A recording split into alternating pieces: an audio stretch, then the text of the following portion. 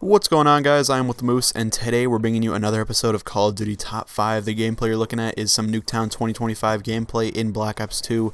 Hopefully you do enjoy that. I was kind of carrying my team in the first round. We ended up losing the first round of domination, but whatever. It's not too big a deal.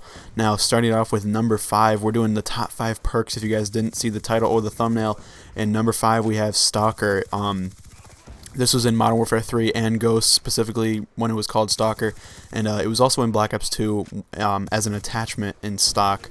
So it started in Modern Warfare 3, and it's basically been in every Call of Duty since, and I do not see it going anywhere. It's a very good perk, extremely strong.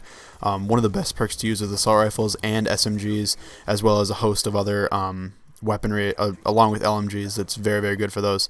Moving on to number 4, we have Dead Silence. It has been in every Call of Duty game. Yes, if I'm somehow wrong on this, please let me know in the comments, but I believe it's been in every single Call of Duty game.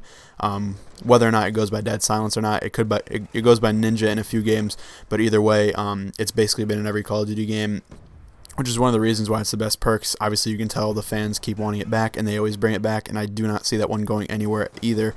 It's an extremely good perk. It helps people in Search and Destroy most notably, but also people that just want to be stealthy and don't want to be heard by other enemies. You know, it's a really good perk for that. So Dead Silence comes in at number 4. At number 3, we have Juggernaut.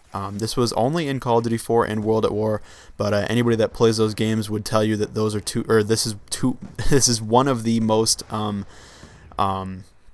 what do you call it? One of the most powerful perks in Call of Duty history, if not the most powerful. There is a counter to it, which we will maybe see later in the list. You'll have to wait and see. But this perk is insanely good. Juggernaut. I believe it reduced damage by 25% coming in, and it canceled out stopping power, which was pretty crazy. Sadly, or I guess not really sadly, because a lot of people hated it. But unfortunately, I guess you could say it's only in Call of Duty 4 and World at War. Now moving on to number 2, we have Sleight of Hand. Now this was an interesting choice for me. I personally put it on the list because I love it. It's been in every Call of Duty, with the exception, I guess you could say, of Black Ops 2, because it was an attachment in Black Ops 2 called Fast Mag. But essentially it's been in every Call of Duty game, and by the same name as well. Sleight of Hand has stuck around as the name for the gun, or name for the perk, I should say. And the perk basically just reduces your reload time by a varying amount depending on which Call of Duty game you're in, but it's an extremely good perk at that. And definitely one that almost everybody would use no matter what their class setup is. It's helpful on almost any weaponry. Now, onto our number 1, our final perk on this list, we have Stopping Power. This probably isn't too much of a surprise here. This was featured in Call of Duty 4, World at War, and Modern Warfare 2.